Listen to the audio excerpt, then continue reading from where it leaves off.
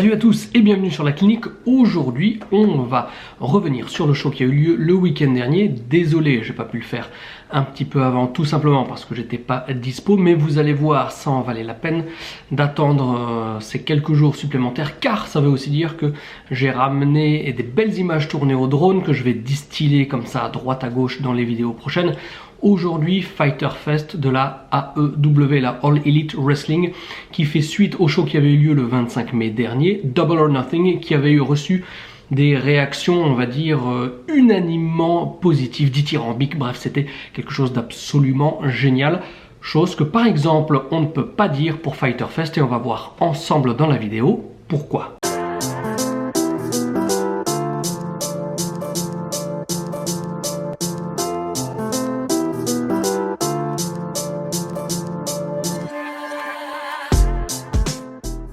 Alors personnellement, le truc que j'avais beaucoup aimé lors de Double or Nothing, c'est que la AEW avait présenté un produit qui se rapprochait vraiment au plus proche de ce qu'on est en mesure d'attendre de la part d'une nouvelle structure qui est là non seulement pour offrir une alternative à la WWE, mais aussi qui est suffisamment lucide sur le produit à proposer pour non seulement satisfaire les fans de catch d'aujourd'hui qui veulent cette alternative de la WWE ou qui se sont détournés de la WWE, et en même temps d'arriver à conquérir et séduire un nouveau public.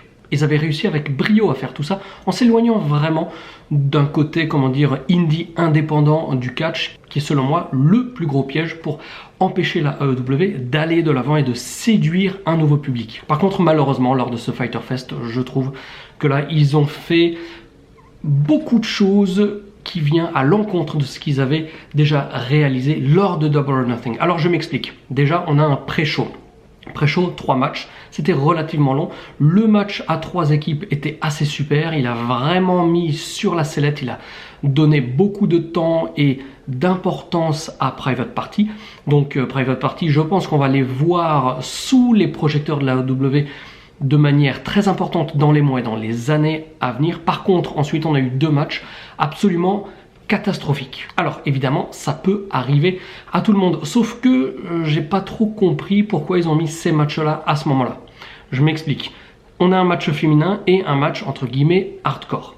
Sachant que dans le show principal, on va avoir un match à 3 féminin qui était vraiment très bon. Je ne vais pas forcément revenir match par match, plutôt livrer les constatations, des analyses, comment dire, globales, et pas forcément dire oui alors ce match était bien ou pas trop bien parce que ceci ou parce que cela. Le match féminin du show principal avec encore moins les tulipes. Quoi? Non, la nana s'appelle pas ni la rose encore moins la tulipe? Non, Michel, non, c'était pas ça. Donc, on a ce match féminin qui est très bon. Pourquoi mettre un match féminin qui est absolument horrible en pré-show? Enfin, absolument horrible. Comparativement, je veux dire, c'était très mauvais, hein, faut quand même dire ce qui est. Et puis, en main event, on a Dean Ambrose contre Joey Janela en match hardcore.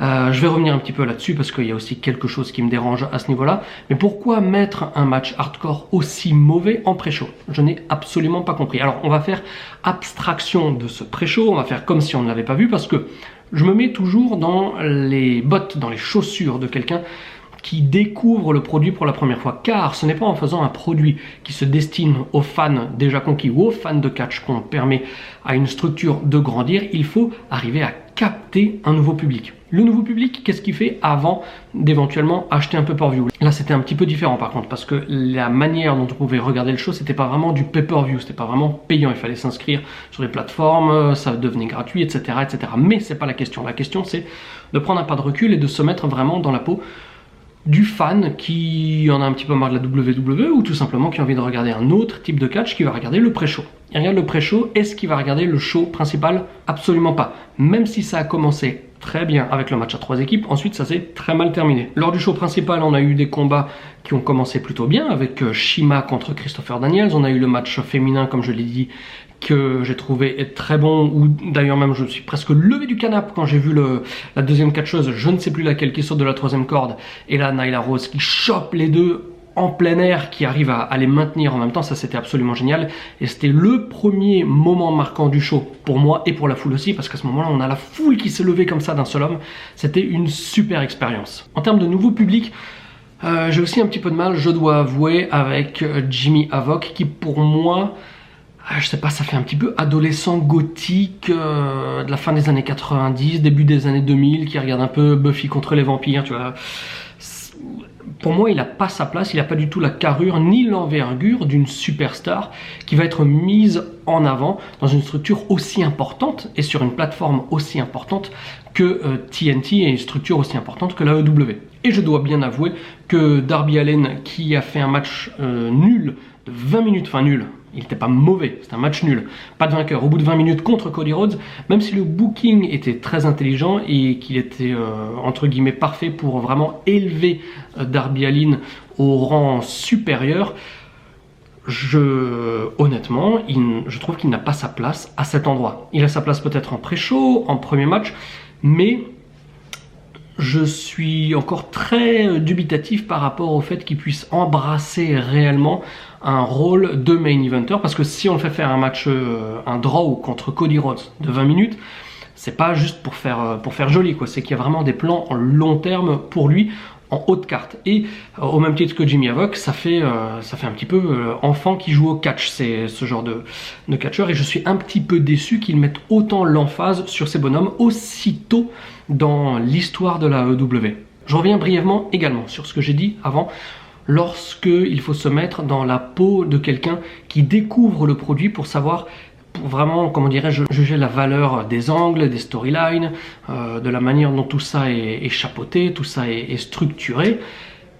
Je dois dire que je dois ma compréhension à mon ami Ali de Catch Club, qui est beaucoup plus au fait sur ce genre de choses, parce que tous les angles backstage avec l'élite en général, donc les Young Bucks, Kenny Omega et compagnie, sur les blagues par rapport au Firefest qui était un fiasco énorme, moi j'ai trouvé ça d'un ridicule absolu. Pourquoi? Parce que je n'avais pas les références.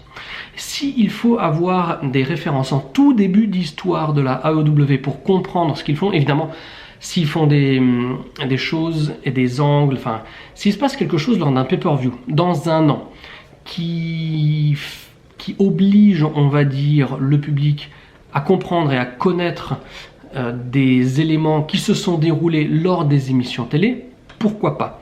Mais s'il y a des références qu'il faut absolument avoir en tout début d'histoire, alors qu'il n'y a pas eu vraiment de construction, et que ce sont des références qui ne peuvent être entendues et comprises uniquement par ceux qui sont intéressés par on va dire la culture pop en général, ça peut pas marcher, je suis désolé. Moi c'est pas trop un monde dans lequel je gravite, donc j'ai absolument pas capté cette histoire de ah oui on nous avait promis des hôtels 5 étoiles, finalement on dort dans un camping, je dis n'importe quoi, c'était un peu ça l'idée. Il y avait beaucoup trop de références pop culture distillée dans ces segments pour que le téléspectateur lambda, qui n'est pas forcément ouvert ou qui n'est pas forcément fan de ce genre de truc, puisse comprendre ce qui se passe. Donc moi j'ai regardé ces trucs, je comprenais pas, je comprenais pas, et c'était un élément de plus. À chaque fois c'est des petits éléments, et c'est pour ça que pour moi ce Fighter Fest c'est le premier avertissement envers la All Elite Wrestling pour un petit peu, comment dire, remanier le produit, remanier la manière dont ils gèrent leur show pour aller de l'avant de manière la plus positive possible, en continuant sur la lancée absolument géniale de Double or Nothing du mois de mai dernier. Je le répète, hein, je tire pas à boulet rouge sur la AEW, c'est simplement que ça m'embête d'avoir eu une expérience de téléspectateur et de fan de catch aussi géniale au mois de mai, et que à peine un mois plus tard, je tombe un petit peu des nues, j'ai l'impression d'avoir un show indie tout à fait vulgaire, sauf que c'est devant combien, 4800 personnes, c'était ça. Bref. Voilà, ça m'a dérangé également. Le match des Young Bucks, le match à 6, il était très bon. Il était de loin pas du niveau de celui du mois de mai. C'était un bon match, mais alors ça aussi, je comprends pas. Je suis tombé sur un report ou alors un copier-coller sur un forum, je sais plus, des notes données par Dave Meltzer du Wrestling Observer.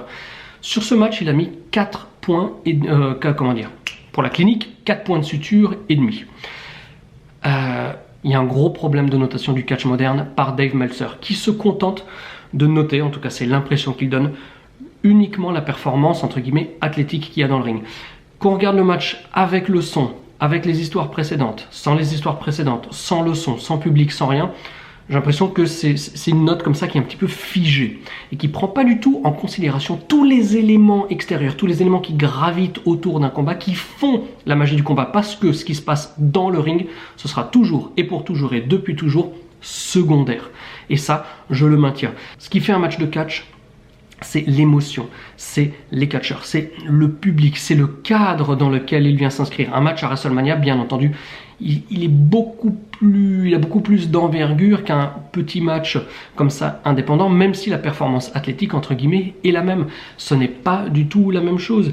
Il y a tout un cadre, voilà, il y a une atmosphère, il y a quelque chose de magique qui est créé par un combat. Là, le public, il était bien dedans, mais c'était pas non plus un truc de ouf. 4,5 points quand même, c'est la même note que Jericho contre Triple H de Fully Loaded 2000, c'est la même note que Cactus Jack contre Triple H au Royal Rumble 2000. Je vous invite à regarder ces deux combats et vous me direz qu'est-ce qui est un grand combat de catch et qu'est-ce qui est à l'inverse une bonne performance athlétique. Parce que, dans le doute, j'ai re-regardé le match à 6 des Young Bucks. Eh bien, entre les moves, entre les prises, il n'y a jamais rien. Il n'y a jamais eu aucun liant, à part le petit passage entre Omega et comment il s'appelle, Pentagon, où il y a eu le Zero Miedo, et voilà, c'était plutôt sympa. Mais entre les prises des bonhommes, il n'y a aucune pause, il n'y a aucune prise, comment dirais-je, pour poser l'action. C'est comme une sauce. Dans la sauce, il faut un bon liant. C'est le liant qui va faire la sauce, qui va permettre de donner la texture de la sauce. C'est comme tous les ingrédients, tous les petits condiments que vous allez mettre dans un plat. C'est celui-là qui va permettre de donner et d'exprimer les vraies saveurs et le vrai goût de ce que vous allez cuisiner. C'est exactement la même chose avec un combat de catch. 4,5, franchement, c'est de se foutre de la gueule du monde. Et je comprends pas que ce mec soit comme ça brandi comme la grande star, le point référent de ce qu'il faut penser du catch aujourd'hui, parce que je m'inscris totalement en faux avec la manière dont il note et finalement ça donne une tendance, il impose une tendance au monde du catch qui malgré tout me dérange, parce qu'elle fait totalement fi des éléments essentiels du catch, c'est-à-dire l'émotion. Alors ensuite, le main event hardcore. Alors j'étais très étonné de voir un main event hardcore, parce que ça fait un petit peu catch indie, quoi. On a un grand pay-per-view et ça se termine sur un match hardcore. Pas que le match hardcore soit un problème. Je sais pas, il y a une grande feud qui dure pendant des mois et des mois. Bon, on peut finir en match hardcore, un truc très violent qui va vraiment mettre un point d'exclamation à la rivalité. Sauf que quand on n'a pas comme ça là le match hardcore, il est sorti de nulle part en main event de show. Pour moi, ça faisait extrêmement cheap. Donc avec tous ces petits éléments qui, je le répète une fois de plus, m'ont beaucoup surpris à un mois seulement après Double or Nothing. Donc on attend la semaine prochaine, parce que là il y aura Fight for the Fallen. Donc là on sera capable après 3 shows de vraiment juger un peu plus en profondeur et de manière un peu plus, comment dirais-je, objective, ce que la AEW est actuellement en mesure de produire, parce que quand ils vont passer à la télé, ce sera totalement différent. Mais voilà, pour ce show Fighter Fest, honnêtement, j'étais extrêmement déçu. C'est pour ça que je mets un premier avertissement à la AEW, en espérant de tout cœur qu'ils vont un petit peu rectifier le tir pour nous faire rêver, nous faire frissonner et nous provoquer autant d'émotions que ça a été le cas lors de Double or Nothing.